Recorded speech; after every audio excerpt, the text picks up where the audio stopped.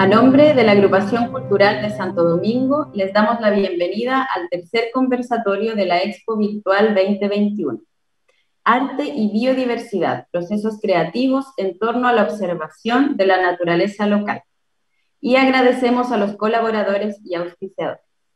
Hoy conversaremos con Marcela Mella y José Luis Brito en torno a la biodiversidad local y su riqueza tanto desde la perspectiva del arte y la contemplación estética, que propone Marcela Mella a través de sus pinturas y su proceso creativo, como desde la perspectiva científica, naturalista y ecológica que posee José Luis Brito, un gran conocedor de la naturaleza local. Iniciaremos este conversatorio con una breve presentación de nuestros invitados. Después les daremos la palabra para realizar junto a ellos un viaje visual por la naturaleza local que pondrá de relieve la contemplación y valoración de nuestro patrimonio natural local. Y finalizaremos con una ronda de comentarios y preguntas que los invitamos a todos y a todas a escribir en el chat en vivo que estará disponible durante toda la transmisión. Marcela Mella es diseñadora y diplomada en pintura de la UC. Reside alternadamente en Santiago y Santo Domingo y en los años recientes ha volcado su atención creativa al territorio local, especialmente recorriendo y registrando las playas de Santo Domingo, las riberas del río Maipo y los humedales locales. En su obra experimenta con diferentes materiales y herramientas como acrílicos, lápiz grafito, carboncillo y pasteles en soportes como papel y madera, y usa también pinceles, brochas y otros elementos no tradicionales. Dos de sus series inspiradas en la naturaleza local son parte de la Galería 360 de la Expo Arte Virtual y hoy podremos conocer el proceso creativo mediante el cual fueron creadas.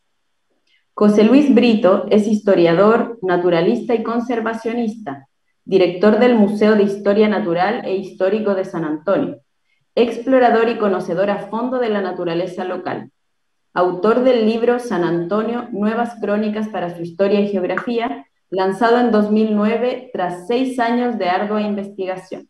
Les damos a ambos la más cordial bienvenida. Gracias por estar aquí. Gracias, Ana Laura. Muchas gracias.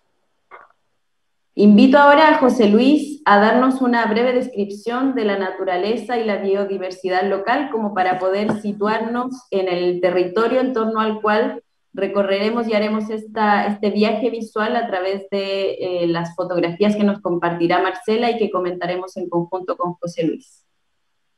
Bueno, muchas gracias primero por la invitación a esta Expo Arte de Santo Domingo por este medio, ¿cierto? Y agradecer esto. Bueno, para situarnos en el lugar de los trabajos de Marcela, estamos justamente en la zona central de Chile, damos justamente al Pacífico suroriental de esta gran masa de agua, en una zona mediterránea, es decir, donde aún con el cambio climático es posible todavía reconocer las 4 estaciones, y nos concentramos en la comuna de Santo Domingo, en el territorio de la provincia de San Antonio, que está compuesto por 6 comunas, en la región de Valparaíso. Esto es al sur de ella y al sur de la región, específicamente en el humedal desembocadura del río Maipo, que además es un estuario, es decir, un ambiente altamente dinámico que está a expensas de las mareas, y cada 6 horas esta fisonomía cambia debido al ingreso de las mareas, y aún más cuando se producen las lunas llenas, que son las mareas de sisigia. Este humedal que en general ha sido utilizado desde milenios por el hombre, registra en sus riberas, ambas sur y norte, numerosos sitios arqueológicos de los grupos Bato, Yoyeo y Aconcagua, con importantes sitios de enterratorios y de viviendas. Por lo demás, es un lugar de gran concentración de biodiversidad, y prueba de ello son las más de 150 especies de aves que la habitan, entre ellas 42 especies migratorias del hemisferio norte y algunas que son migratorias continentales, es decir, de aquí mismo de Sudamérica.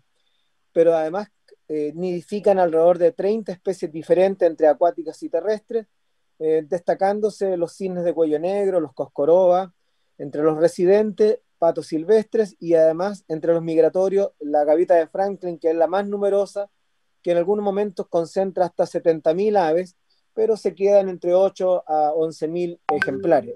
Es un lugar maravilloso que la gente por fin en las últimas 2 décadas se ha dado cuenta realmente de su existencia e importancia y ha sido declarado con categorías ornitológicas internacionales como un sitio AIBAS, es decir, un sitio de reconocimiento internacional para las aves migratorias. También es un sitio RAP, pertenece a la Red Hemisférica de Reservas de Aves Playeras. En 2002 la Municipalidad de Santo Domingo creó el Parque de la Naturaleza del río Maipo y en el 2020 logramos la declaratoria de una parte pequeña de Santuario de la Naturaleza y ahora se explora la posibilidad de que se amplíe la superficie de protección en calidad de humedal urbano. Es un sitio maravilloso que sin duda vale la pena conocer. Muchísimas gracias, José Luis. Ahora que ya nos hicimos una idea del territorio en torno al cual revisaremos las imágenes, invito a Marcela que tome la palabra y que nos vaya guiando por este viaje visual en el que podremos observar las imágenes de su proceso creativo y revisarlas tanto desde una perspectiva estética y artística como desde la perspectiva histórica y científica que nos puede ir compartiendo José Luis. Bienvenida, Marcela. Gracias, Ana Laura. Buenos días y gracias por invitarme a ser parte de esta muestra y este conversatorio que encuentro que es tan interesante, poder hablar del trabajo de uno, de cómo lo hace, de por qué lo hace, de los procesos creativos y sobre todo con alguien como José Luis, que es experto en el tema. Entonces la mirada de él es complementa, la mía es mucho más intuitiva, la de él sabe. Entonces encuentro que ha sido una experiencia muy, muy enriquecedora. Bueno, y lo que vamos a ver, vamos a mirar ahora fotos del humedal, pero desde el punto de vista mío, digamos, qué es lo que yo veo, qué es lo que me parece interesante, qué es lo que uso después para crear mis obras. Y ese es el recorrido que vamos a empezar ahora, mirando esta imagen. Bueno, esta es una foto del humedal a la hora del atardecer, que ahí se puede ver un poco la riqueza de esas texturas con estas lomitas con distintas vegetaciones, porque como dice José Luis, es un lugar riquísimo en cuanto a flora y fauna, muy dinámico y muy mágico también. Entonces a mí estas son otras obras. Mira, esta es una obra, un atardecer, que todo torna esos tonos que después yo los ocupo mucho en mis obras, esos lilas, esos morados, esos contrastes de la vegetación sobre esos cielos. Es un lugar muy, muy bonito, que vale la pena conocer. Esas son, aquí encuentro también lo más maravilloso que hay cuando la luna sale por detrás de ese cerro donde está justamente tu museo, José Luis. Y se ve una luna increíble, que también la utilizo en muchas de mis obras, porque es una luna enorme, a veces rosada, a veces amarilla, a veces medio luna, pero que es absolutamente mágica e imponente. En Santiago no se ve así. Claro. Estos también son los crepúsculos que se ven ahí, que adquieren unos colores pero maravillosos, y lo muestro porque no solo porque me gustan las puestas de sol, porque también me inspiro mucho en esa paleta de colores, para traspasarlo después a las pinturas. Ahora que menciona Marcela el tema de que la luna no se ve igual en Santiago, quizás José Luis nos puede ayudar a identificar por un tema atmosférico o de la humedad que contiene el aire, cómo eso afecta al colorido y a la nitidez de las imágenes que vemos, por ejemplo, de la luna, del atardecer, bueno, la luz también, la cantidad de luz que hay en las ciudades. Cuéntanos eso desde tu perspectiva, José Luis. Bueno, primero que nada, cuando la luna se ve bastante más grande de lo que en realidad es porque hay una gran cantidad también de elementos en la atmósfera que hacen que la luz de rebote del satélite, que rebota la luz del Padre Sol, ¿no? Nos llega con una dimensión de mayor tamaño. Ahora, si los cielos bajos son más limpios, vemos con mayor nitidez esta amplitud de la luna. Por otro lado, cuando se está produciendo ese fenómeno de luna llena, en un estuario como la desembocadura del Maipo, se está produciendo también las mareas de sisigia, es decir, es cuando se producen durante el mes las mareas más altas y las más bajas del mes. Es decir, vamos a ver que el río como que presentan mucho más agua cada 6 horas, en una marea alta o pleamar, producto de que se está produciendo esta marea de sisigia, y lo vamos a ver después en la siguiente marea baja o baja mar, extremadamente seco, que es cuando, si le ponemos atención a las lunas llenas, nos damos cuenta que está pasando este proceso. Es por eso que lo vemos o demasiado lleno o extremadamente seco. Y recordar que las lunas llenas eran justamente los símbolos que usaban los nativos para decir, para comunicar algunos elementos, entre ellos fechas o lugares o momentos de encuentro. Nos vemos en 2 lunas, ¿sí? Eso significaba que era cada un mes o según las lunas o cada 2 semanas aproximadamente, ¿no? Perfecto, muchas gracias. Qué interesante, claro, porque dependiendo de cómo ejerce esta influencia la luna en las mareas, también cambia el paisaje y en ese sentido cambia la dimensión visual de aquellas imágenes que nos muestra Marcela. Continúa, Marcela, para que sigamos viajando visualmente por estas imágenes. Bien, vamos Manuel nomás a ver cuál era la próxima. Bueno, esto que también sea este fenómeno como que de repente se ve como unos territorios así, como misteriosos, rodeados de niebla, y eso también adquiere como otra dimensión el paisaje. Es muy lindo, unas cosas aparecen, otras desaparecen, tal vez no en el humedal mismo, pero sí en toda esta zona. Y estas son las maravillas que hacen los pájaros de aquí, estas aves que van y vienen. Es maravilloso, a mí me ha tocado ver estos como remolinos, así unos verdaderos, como especie de tornados de puros pajaritos que son de una sincronía y una belleza que es precioso verlos, como que te envuelven. Estar ahí, ver eso, hoy es una experiencia. Yo creo que, bueno, estas son otras cosas de los tesoros. A mí me gusta mucho recorrer este territorio, esta zona del humedal. Me ha fascinado siempre, ¿eh? Desde que era niña, me parecía así que el lugar que se junta el mar, o sea, el río que viene desde un volcán que parte por allá, el volcán Maipo, con el mar me parecía ya un lugar así mágico, mítico. Yo de chica me imaginaba que iban a haber unos monstruos marinos, sirenas. No, eso no he encontrado, pero sí he encontrado unos tesoros casi tan grandes. Bueno, esta debe ser, José Luis debe saber esa ala, me tinca que debe ser una de las gaviotas, puede ser de la Franklin, que es una pluma, que por ahí vamos a verla más adelante, que es muy elegante, esta alita de ave. Bueno, yo recorro buscando todas estas cosas, ¿eh? Ya sea encuentro estas texturas, la vegetación que crece ahí, texturas que dejan las huellas de pájaro, estos huevitos, esta medusa, que ahí a lo mejor José Luis nos puede hablar de esta medusa, por qué es transparente, por qué quedan ahí esta era enorme, ¿ah? Sí, bueno, no sé si quieres que te mencione ahora, pero efectivamente, antes que se me olvide todas las imágenes bellas que nos han mostrado. Vamos, ahí las podemos volver, ¿no es cierto, Manuel? Sí, yo creo que, por ejemplo, los huevos que tú presentaste son huevos de pilpilén. Es un ave que está en serio peligro en los humedales y también en el Maipo, producto principalmente de los perros que lleva la gente a la playa. Esta ave es nidífuga, es decir, no hacen nidos. Están las otras aves que hacen nidos que se llaman nidícolas, donde las aves nacen en estado fetal y crecen. En esta nacen de un lugar donde no hay un nido y se para en segundos. El huevo y la cría son del color del suelo para evitar ser predados, pero el problema son los perros de los humanos que ya tanto predan los huevos como las crías. Entonces, el pilpilén, en el grupo que vemos aquí en el río Maipo, son aves que están envejeciendo y que son las mismas que vemos hace 10 o 15 años y no están teniendo reclutas jóvenes, es decir, en algún momento podrían extinguirse localmente producto de los perros. Y lo que tú hablabas de estas maravillas que tú logras retratar de los remolinos de las aves, es justamente se producen cuando están estas grandes bandadas de aves principalmente migratorias.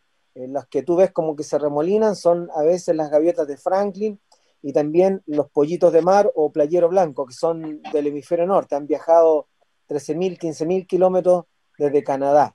Y justamente cuando dices pájaros, aves, es muy importante eso, porque estas son aves. Los pájaros son los chiquititos que tienen el tamaño de un gorrión o de un canario. Esas son los pájaros son un grupo dentro de las aves. Por lo tanto, no todas las aves son pájaros. Yeah. Y acá vemos efectivamente una medusa, una plocania. Esta es una medusa que ya está muerta, por eso está desteñida. Y en esta temporada de estivales se acercan a la costa por los vientos fuertes alisios y las olas terminan matándolas. Las medusas son un solo organismo, aquí vemos otra que está al revés, está con los tentáculos hacia arriba. Recordemos que son nidarios, un grupo de animales planctónicos que pese a su tamaño siguen siendo plancton, porque en realidad uno reconoce al zooplancton, al plancton como animalitos muy pequeños, pero estos son gigantescos a veces.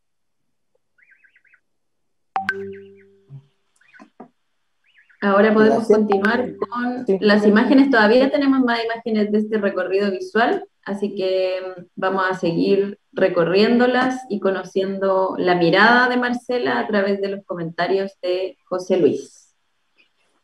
Y esto que me explicaba José Luis otra vez, que yo lo veía así casi como un ser mágico, una especie de ser que estaban haciendo ahí con sus tentáculos, además le da una cierta luz del atardecer, entonces se proyectaban estas luces violetas, azules, y la verdad que parece que tuviera vida. Ahí estos árboles que aparecen así como de la nada en medio de la playa, parecen, sí, a mí se me imaginaban los árboles así, casi como del Señor de los Anillos, casi seres como extraterrestres, así. Porque yo te quería preguntar, José Luis, ¿por qué aparecen de pronto unos árboles enormes en medio de la playa y ahí se quedan por mucho rato, de repente meses están ahí? Sí, bueno, con las crecidas del río en el periodo estival, cuando nievan las montañas en los Andes, o en los periodos invernales, el río arrastra muchos árboles muertos que están en las riberas durante su recorrido o camino hacia la costa. Generalmente se trata de árboles exóticos, no nativos, que al ser más débiles, al no ser nativos, se debilitan en las laderas y el río las arrastra. Generalmente son árboles que la gente ha plantado al tener a veces o tomarse los terrenos de los humedales en forma ilegal, y obviamente estos árboles sufren las consecuencias en el tiempo y el río los arrastra llegando a la costa, al mar, y luego el mar los lanza a la playa, y dependiendo de las mareas los va semienterrando. Lo que tú ves ahí son estas fantasmagóricas figuras que tú logras retratar, son en realidad las raíces como apareciendo al revés hacia arriba, y las logras retratar mágicamente con la luz y sombra que producen, causando este fenómeno de bosque encantado, ¿no? en la costa.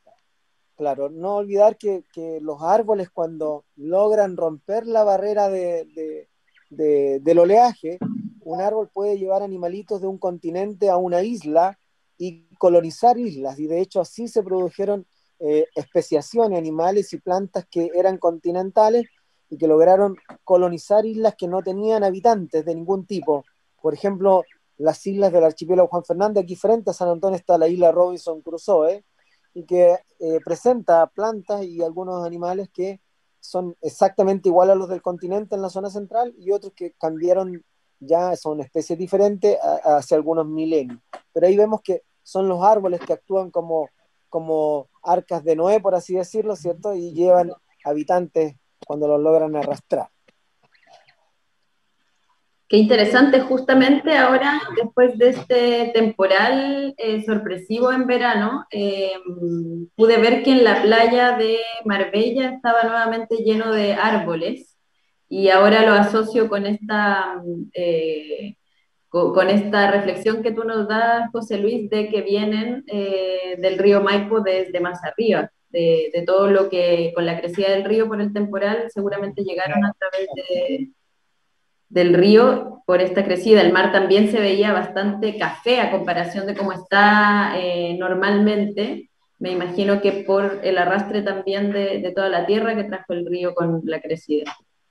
Exactamente, el río Maipo, al es el que forma parte de las playas de Santo Domingo, parte de la playa Yoyeo, es el responsable de formar la playa chica de Cartagena y la playa grande. Por ejemplo, la playa sur de Santo Domingo, el río Maipo no es responsable de esa playa, es el río Rapel, porque debido a la fuerza de Coriolis, los ríos en el hemisferio sur arrastran hacia el norte porque se tiende a enroscar el viento y las corrientes de agua, así, en contra de la manecilla del reloj. En el hemisferio norte es al revés, ¿sí? Entonces giran así, así, al revés en el hemisferio norte y hemisferio sur. Entonces los ríos tienden a arrastrar hacia el norte. Eh, por lo tanto, estas arenas que uno ve son productos justamente del sedimento que está arrastrando el río desde las montañas y que además va golpeando las piedras y las va redondeando, moldeándolas, hasta que de grandes rocas se producen pequeñas piedras que el río logra sacar al mar y que se van acumulando en las playas, y el continuo desgaste además del oleaje golpeándolas entre ellas, más lo que arroja el río, y vemos el río con una gran pluma, se llama, de barro, que llega hasta al norte, hasta la punta del Lacho en Las Cruces. Esa es justamente la que se decanta sobre las playas con pequeños guijarros milimétricos formando las playas. Justamente ahí vamos a continuar con las imágenes de Marcela, que nos trae arena y piedrecitas, y vamos a poder seguir viajando visualmente. Mira, esta es otra de las cosas que encuentro fascinante. Todas estas texturas, como que hay muchas aves, como se José Luis, quedan unas texturas increíbles. Y digo, oye, esto ya está el cuadro hecho, solamente hay que sacarle una foto, ya es casi, son como composiciones abstractas. Están las piedras, que es otra de mis fascinaciones, porque yo veo estas piedras, encuentro una cantidad de piedras, pero increíbles, que por ahí van a aparecer las fotos, pero me imagino yo el viaje de estas piedras, porque nos contaba José Luis que el río Maipo nace en el volcán Maipo, y no sé si me equivoco ahí, José Luis me dirá, pero creo que recorre 250 kilómetros hasta llegar al mar. Digo, Sí, aproximadamente. Oye, estas piedras han hecho un viaje, quizás cuánto se han demorado, tal vez años, cientos de años, en llegar hasta el río. Incluso hay unas piedras que son formadas como de lava, o sea, claramente del volcán. Yo me imagino un juego que hago, cada esas piedras, imaginarme el viaje que hicieron, cómo fue, qué vieron, qué aventura tuvieron. Entonces, de ahí también salen obras, de imaginarme ese viaje. Bueno, y estas son las piedras que cada una cuenta como una historia. Sí, esas capitas dicen cosas que esas las sabe descifrar José Luis. Y ahí le cedo la palabra para que nos diga algo de estas piedras que son tan bellas. Sí, la verdad es que tú logras retratar la perfección de la naturaleza, sobre todo cuando se trata de seres vivos. No hay que olvidar que los números en los animales, en las plantas, en sus medidas, en su forma, cuentan con el número áureo, el número de la perfección en la naturaleza, en todas sus dimensiones. Por lo tanto, eso es lo que tú retratabas delante en las medusas, ¿no? Que se veía perfectamente, en las plumas de las aves. Pero claro, en estas piedras, claro, no todas vienen de las montañas, algunas son erosionadas en el tiempo, en su recorrido en el río, y va sacando rocas metamórficas e ígneas que están en la superficie, que se han movido por movimientos tectónicos hacia la cuenca del Maipo, y el río, mientras pasa, va desgastando, cortando piedras, y las va arrastrando hacia el mar. Algunas efectivamente han viajado desde las montañas, y otras son de terrenos más cercanos, como el Valle de Santiago o ya el Valle de Melipilla, y arrastradas hacia el mar. De hecho, aparecen unas piedras pome, que esas efectivamente son de la última explosión del volcán Maipo hace 1.000.000 de años, y que recién logran llegar, ¿cierto?, a la costa.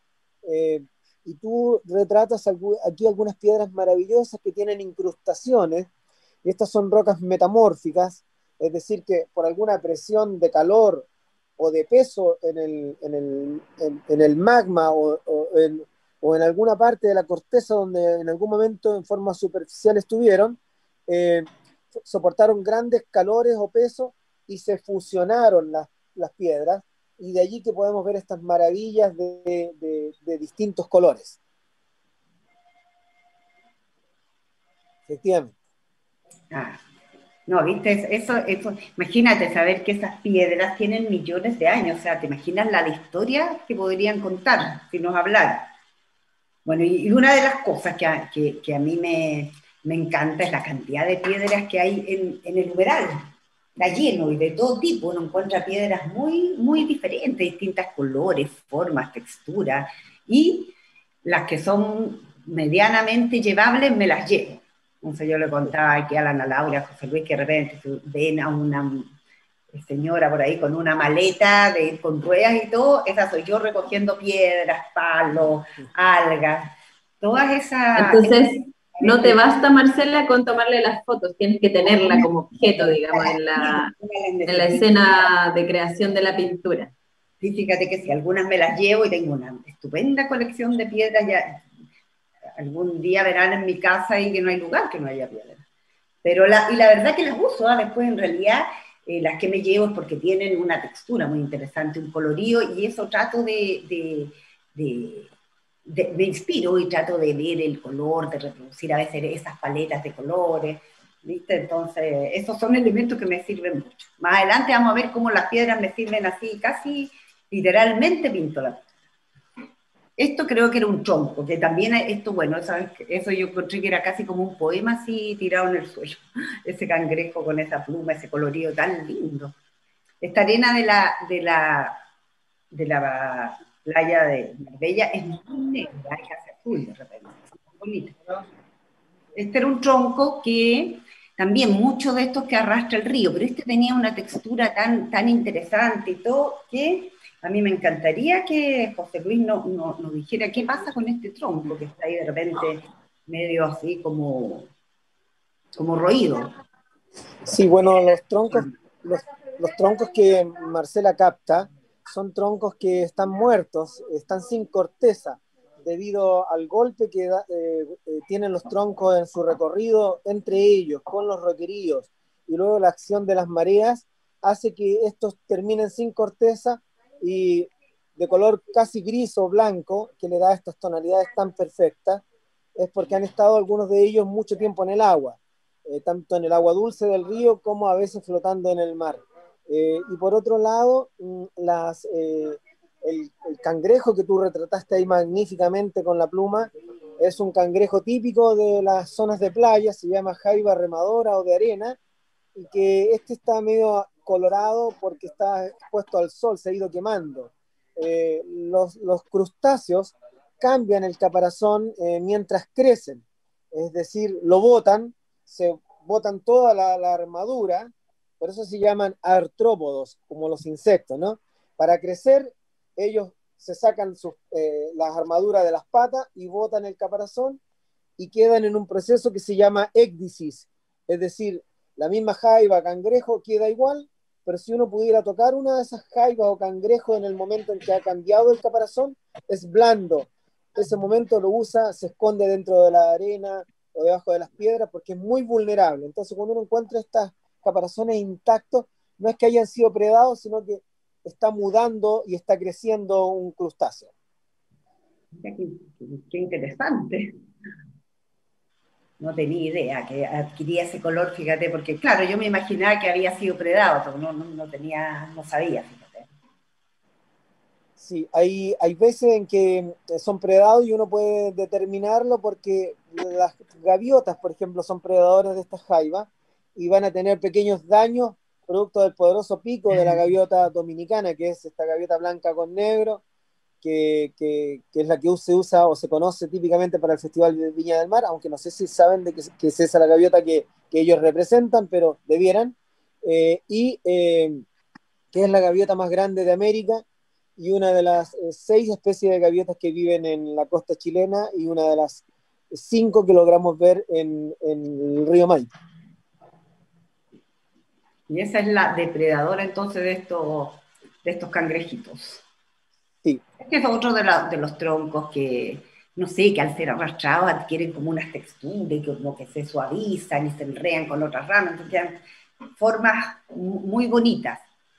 Este paisaje que no está en el humedal mismo, pero muy, muy cerca, y que a mí me parecía un paisaje así casi prehistórico que uno podría ver en un dinosaurio que va a aparecer por ahí en cualquier momento. Y algo nos contó la otra vez, muy interesante, José Luis, de ese paisaje. Sí, estas son lo que tú acabas de ver, son las piedras de la roca de los enamorados, como le dice la gente, pero geográficamente se llama Punta Santo Domingo, y es la que protege del viento suroeste a la playa Marbella, que es la playa que está al lado sur de la desembocadura del Maipo, y que hasta los 70 era conocida curiosamente como la playa de los picantes, y que de un momento a otro, más o menos en los 80, le cambió a nombre Marbella, pero ese no era el nombre original que tenía. De hecho, por ahí en las revistas B antiguas, uno la ve todavía, si uno ve las revistas antiguas, y dice Playa de los Picantes. Bueno, eso no lo sabía. Bueno, era seguramente porque atravesaba a la gente más pobre en botes, que todavía lo hace algunas personas, que llegaban de Santiago en el tren y podían bañarse en esa playa. En cambio, la gente más adinerada lo hacía en la playa más sur de Santo Domingo, de ahí probablemente los nombres en ese momento. Pero bueno, esas rocas que se dan en ese lugar son increíbles porque son rocas metamórficas, es decir, que fueron sometidas a gran presión también subterránea, son rocas del Triásico, del momento en que estaban los dinosaurios en el planeta, quedaron emergidas, alguna vez fueron rocas sumergidas, y producto del movimiento tectónico continental, del choque de Nazca contra la placa sudamericana en la que estamos, se levantan y están hoy emergidas, pero al estar expuesta al constante viento suroeste, a la salinidad, a la evaporación del mar, a las lluvias, se van erosionando y desprendiendo en estas rocas las partes más blandas, dando formas increíbles a asientos, caras, y que muchas veces popularmente la gente los llama, y uno escucha por ahí el asiento del demonio, el asiento del diablo, el asiento de la suegra, la huella del gigante, y todas esas cosas que son increíbles, pero que en realidad son formadas por la naturaleza misma y no por el hombre. Claro, porque pareciera por las formas cóncavas que tiene que estuvieran talladas o desgastadas como de una manera técnica. Es bien impresionante también cuando llueve, cómo quedan cargadas como de agua, esas de agua dulce, esas cavidades es bastante atractivo también para pensarlo como eso que dice Marcela, que a veces uno como artista llega a observar y basta con identificarlo y tomar la foto porque la obra misma, lo poético, lo expresivo está dado ya. Ahora continuamos viendo este recorrido visual a través de la mirada de Marcela, con todas aquellas maravillas con las que se encuentra en la playa y en las que se posa su contemplación y su asombro. Acá dejo a Marcela y a José Luis para que sigan contando. Bueno, esta alga, que es bastante grande, y me encanta a mí, bueno, porque está muy completa y tiene ese colorido, ese tronco como unos ocres, unos verdes, y todo, digamos, la parte, no sé qué será, la hoja, no sé cómo, pero es como el pelo, pero un negro azabache precioso. Creo que hay otra foto que la miro más de cerca, mira. O sea, estas de las cosas que digo yo, ya esto es como un poema, ¿sí? Tan lindo, y ahí me encantaría, estoy pensando, viendo, experimentando cómo puedo inspirarme en este colorido, en esa textura de esta alga. Y ahí nos puede contar, José Luis, que esta alga es de esta zona, por qué aparece así unas matas enteras botadas, es bastante grande y sale completa. Bueno, primero que nada, Marcela, Ana Laura, las algas no son vegetales, aunque alguna vez, hasta los 70, en el colegio, unos estaban dentro del reino vegetal. Recordarán que nos pasaban el reino animal y el reino vegetal. Claro. Pero eso pronto cambió gracias a la genética y los nuevos estudios científicos. Hoy día sabemos que en vez de 2 reinos de seres vivos, en realidad hay 6 reinos, ¿sí? 5 aceptados, 6, bueno, pero uno de ellos es el reino Algae, y que no tiene nada que ver con las plantas, son estas a estos seres vivos que viven en las aguas, que reemplazan de alguna manera a las plantas, y por eso que sus, entre comillas, hojas no se llaman hojas, pues no son hojas, se llaman frondas, y sus troncos no se llaman troncos, se llaman talos, porque no una de las principales características, como uno puede ver, es que no tienen raíces, ¿sí? Están pegados con un disco que se llama a un sustrato que puede ser un roquerío. En este caso la especie es chascón, Lawsonia nigrensis, y es una alga que ha sido sobreexplotada en el último tiempo al haber ya sobreexplotado otra alga que era muy abundante hasta los 80, que era el cochayuyo, que le dieron muy duro, como se dice en chileno, la extrajeron en tales cantidades que hoy día es muy difícil de observar, y ahora se está extrayendo esta especie y el güiro, que es el que tiene un flotador, un neumatóforo que se llama. En este caso, como dice Marcela, parece que fueran como cabellos de una sirena en realidad. Y lo característico es que nos marcan el momento de la baja marea. Cuando la marea baja, uno puede ver en los roqueríos donde están adheridas al sustrato las macroalgas, pues se llaman macroalgas café, ¿sí? Macroalgas, porque son enormes.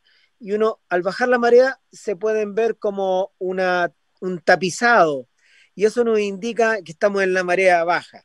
Muchos organismos pequeños, crustáceos, peces, viven en estas colonias, escondiéndose, alimentándose y reproduciéndose en las algas. Las algas son maravillosas y en algunos lugares se les protege férreamente, y en Chile lamentablemente, como casi todo, y nos falta cultura ambiental, las leyes no son buenas, las fiscalizaciones menos, y las algas han sido sobreexplotadas por el chileno común, tanto la gente que va a la playa y también por algunos pescadores. Esas algas que veíamos antes, entonces, quedan ahí en la playa por la baja de la marea y después las consumen algunos animales o las aves, o simplemente después la marea vuelve a retirarlas.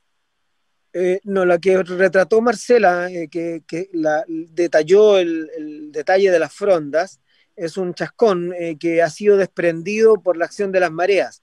Probablemente en los últimos años hemos tenido, por el aumento de la temperatura global, una gran cantidad de trenes de olas que no existían hasta los 70, 80, comienzo de los 90, que son estas marejadas que se llaman, o bravesas de mar, como se les conoce en geografía, en oceanografía, y las desprenden.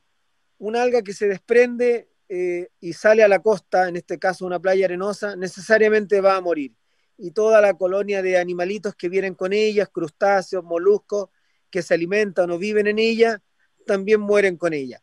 Pero yo me refería a que lamentablemente hay una ley en Chile que permite cortar las frondas para secarlas en las costas y vendérselas a países como Sur Corea, China, países orientales que las utilizan para sopas, qué sé yo. Pero esto ha llevado a una malversación del uso del recurso, como se le llama al alga, en este caso al ser biológico, y la gente los chusea, va con una barreta de fierro o una picota, las golpea y las desprende completas, matando al alga y no vuelven a reproducirse. Eso está haciendo que los roqueríos de la costa central de Chile, Las Cruces, Santo Domingo y otros lugares donde hay roqueríos, estén, como en biología se le llama, siendo limpiados quirúrgicamente, es decir, estaban repletos de seres vivos y hoy día las rocas se ven limpias, entre comillas, peladas, y esto es por acción del hombre,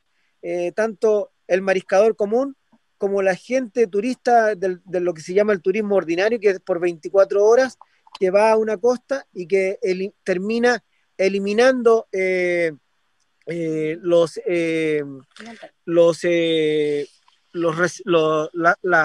seres vivos, tanto algas como, ¿cómo se llama? También crustáceos, peces, incluso en las lagunas intermareales que se producen al bajar la marea, esta gente ocasional que va a la costa, normalmente preda las pequeñas lagunas que se producen intermareales, sacando las estrellitas, los locos chiquititos, los peces pequeños, que son verdaderas salas cunas del mar. Pero nuestra falta de cultura en el colegio hace que el chileno, a diferencia de otros países, prede todo sin tener ningún remordimiento, y como no tiene conocimiento del daño que hace, es lo que le está pasando a la costa de Chile Central producto de esta acción y del aumento de población que hemos tenido en las últimas décadas. Claro, entonces la recomendación sería que todo aquello que vemos en su estado natural, así como ahora los niños saben mejor que tienen que cuidar las plantitas que están en los jardines. Continuamos viendo las fotografías de Marcela, que ya nos vamos aproximando a revisar cuál es el proceso creativo que realiza a partir de este registro fotográfico que hace de su entorno y cómo después esto se transforma en su pintura. Bueno, quiero que decía Laura, que yo registro fotográficamente que todo lo que no es llevable o no se puede transportar, lo fotografío, no sé, como estas huellas de las aves, o estos troncos que quedan ahí como unos seres saliendo de las arenas. La fotografía me sirve mucho, y en algunos casos encuentro que la fotografía ya no hay que hacer nada, pero muchas veces la uso de referente.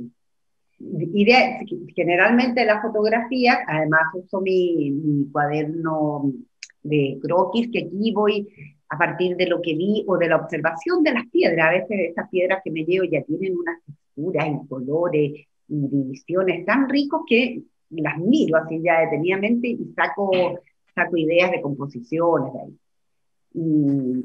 Así que bueno, paso fotografía, croquis, y ahí, a partir de todo esto, empezó a surgir esta serie de la que está mostrando, de la que está en el exposición, que es la serie Piedras y Tierra, en que yo me imaginaba el viaje que hicieron estas piedras que bien rico, ¿de dónde habrán salido? Bien del volcán a medio camino, de Melquilla, pero lo cierto es que hicieron un viaje, llegaron aquí muchas veces muy pulidas, así, imagino que piedras de río, ahí los que cajas aquí están flotando las con otras y quedan muy pulidas.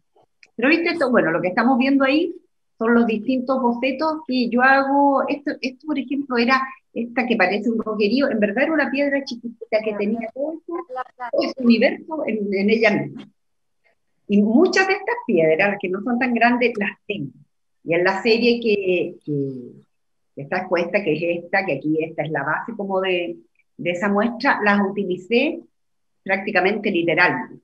Y aquí en esto, que es una serie de nueve cuadros, el cual pinté las bases primero, y después con las mismas piedras que me había traído, iba viendo de qué manera las podía poner, lo cual era muy práctico porque me permitía probar todas las distintas formas de mostrarlas, de agruparlas, de ponerlas, hasta que daba con una, decía ya, esta le sacaba foto porque después comparaba, no, esto se ve más interesante, aquí que como un recorrido, esta otra muy dura, y de ahí iba llegando a la conclusión de qué composición final da. Por ejemplo, aquí probé, no sé, yo creo como 10 tipos de formas de mostrar las piedras. Hasta que vamos a llegar a la que ya, dije, esta es la que voy a hacer, que es esta, y en la siguiente foto, o la subsiguiente, aquí ya quedó así. Y ahí prácticamente que marqué las piedras y las pinté, no tan literal, pero sí tratando de ver ese colorío, esas texturas. Lo mismo este otro trabajo, digamos, todas estas pertenecen a la misma serie. También recojo estos tronquitos. Pero esto me permitió, fíjate, que tener las piedras, hacer todas las pruebas de cómo esto podía quedar. Aún así me equivoqué. Por ejemplo, esta que están viendo, pinté esas piedras más abajo y no me gustaron nada. Tanto que después las pinté arriba y lo hice seguir probando hasta que encontré otra forma que me gustó más el resultado. que fue esta, creo. Pero esas piedras de abajo al final las eliminé, yo creo que en la siguiente. Ya, pues ya, claro. Más de los blancos y todo. Y esto es básicamente eso, que aquí yo hice las bases de estos cuadros basándome, por ejemplo, aquí este círculo tiene la textura de alguna y colorido de alguna de estas piedras que recogí. Entonces estaba inspirado en eso y era una manera, digamos, como las sensaciones de imaginarme este viaje que hicieron estas piedras, qué les pasó, era bien lúdico en realidad. Y ahí quedó la obra final. Todo esto yo lo iba pintando, esta serie, los 9 cuadros al mismo tiempo, porque para mí eran como uno solo, uno no servía si no es con los otros. Ahí había como un diálogo entre ellos, interactuaban. Y estas eran las piedritas, fue harto práctico recogerme todas las piedras, porque me sirvió muy bien para hacer estas pruebas.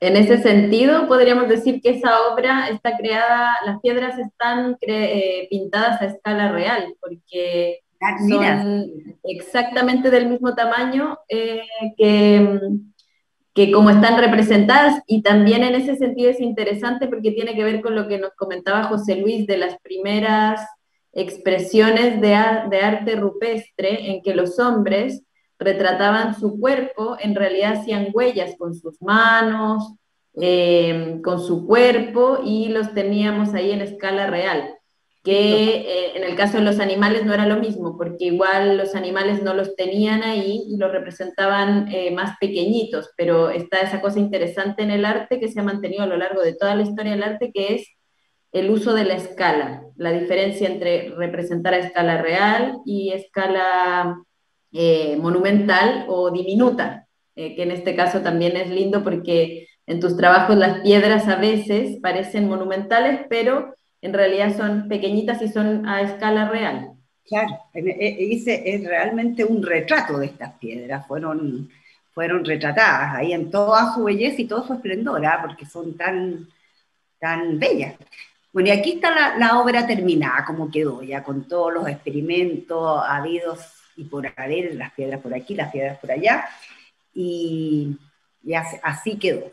Interesante también porque igual esto uno lo puede armar de otras maneras, pero esta es la composición, digamos, de estas 9 obras que a mí me resultan armónicas, que no quiere decir que algún otro la pueda armar de otra forma, en ese sentido es dinámica como este lugar y como las piedras, que van cambiando, que es como el humedal, que es un lugar muy dinámico, que nunca está igual, tú no lo encuentras un día igual al otro. Eso es muy interesante. Esa es parte de la riqueza que tiene, que a mí me gusta, que sea tan dinámico, que todos los días puedes descubrir algo diferente. ¿Viste? Bueno, y les agradezco muchísimo. Perdón, Marcela. No, era eso que, no sé, alcancé a ver la siguiente foto, pero ya no era esta serie, era yo creo que una foto del taller. Pero lo interesante era hasta esa foto, porque esa serie, junto a la otra que está ahí, pero la otra es más floral, más inclinada en la fauna, pero esta era trabajando con las piedras. Muy claro, un contacto, como bien dices tú, un retrato de cada piedra, no un genérico, sino que cada piedra tenía finalmente su imagen y estaba retratada con sus manchas, con sus características, que por todo lo que nos comentó José Luis, realmente cada piedra tiene su propia historia. Sí. Quiero pasar a las preguntas que hemos recogido en este conversatorio para que las comentemos antes de despedirnos. Tengo una pregunta para José Luis que dice: ¿cómo podemos distinguir las piedras volcánicas que son de erupciones de otras que no lo son? Bueno, a ver, los tipos de rocas en el planeta son 3, y estas 3 se subdividen en muchos tipos de piedras. Están las ígneas, que son las que son rocas que vienen del magma y han subido a la superficie por movimientos tectónicos, por haberlas arrojado un volcán. Están las rocas sedimentarias, que son agrupaciones de arenas, ya sea de fondos de fango de un río, de un estero, de un lago o del mar, y que por presión conforman con el tiempo en milenios una roca y en ella quedan adheridas los fósiles. Generalmente las piedras que tienen fósiles son las rocas sedimentarias, las que son producto del sedimento marino o sedimento del fango o incluso también de áreas de superficie terrestre, no inundadas. Y están las metamórficas, que son las rocas que fueron de uno de los dos tipos anteriores que por presión o calor se fundieron. Y eso es lo que veíamos en la playa de Nantes, son metamórficas. La mayoría de estas piedras que vemos entonces en el río son metamórficas, pero respecto a la pregunta específica, las piedras volcánicas son de un material piroplástico que fue arrojado por el volcán incandescente en su momento, y al enfriarse son muy livianas, son como, en algunos casos, casi que fueran de plumavit, otras un poco más pesadas, y son altamente porosas, producto del material a una temperatura muy alta en el que es arrojada a la atmósfera, y por lo tanto tienen diversos colores, y una de ellas que es muy característica en el río Maipo, aunque podemos ver algunas volcánicas negras más pesadas, son este material piroplástico que nosotros llamamos piedra pome, que es el que se arroja a mayor distancia en una explosión volcánica y que uno la puede encontrar arrastrada hoy por el río, muy moldeada en pequeñas o más grandes, y que son difíciles de encontrar hoy porque hay personas que se dedican a buscarlas y a venderlas en el comercio ambulante, y uno los puede ver en el Persa Biobío en Santiago incluso, y uno se da cuenta que son las del Maipo, porque uno ya las conoce, ¿no? Entonces ahí uno también observa, claro, que hay individuos que las buscan, y por eso que al pasar otras personas no las encuentran, porque ellos recorren la playa muy temprano antes que los otros para poder colectarlas y luego comercializarlas para limpiarse los callos, rasparse la piel, en fin, tienen usos terapéuticos, ¿no? Así que esa es la forma Claro. en que uno las puede reconocer. Y son de un color amarillento a blanquecino, además de ser livianas y porosas. Ah, maravilloso. Vamos a estar atentos ahí para identificarlas. Y una pregunta para Marcela, que dice, ¿las piedras han sido solo tu modelo o también tu soporte?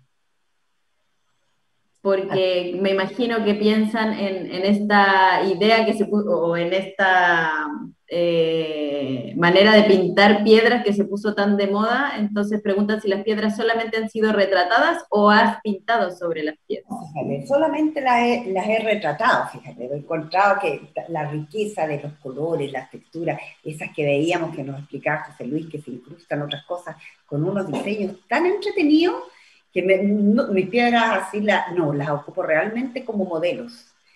Como modelos, también las ocupo como ornamento, porque tengo en varias partes, y ¿sabes qué? Es tan rico de repente tocarlas, esas tan suaves, hay unas que te caben, que son así, yo les digo las piedras tortillas, y las busco, y son unas redonditas, negras, suaves, suaves, que te caben en la palma de la mano. Entonces son muy casi terapéutico, yo te diría, tocarlas y tenerlas, pero no, la verdad que las he retratado, nunca he pintado sobre una piedra. Las he retratado y también me he, digamos, basado en sus texturas y su colorido y retratado. Perfecto. Y la última pregunta que tenemos también es para Marcela, y consultan sobre qué te anima a pintar después de tener las fotografías. ¿Por qué no te quedas solo con las fotografías?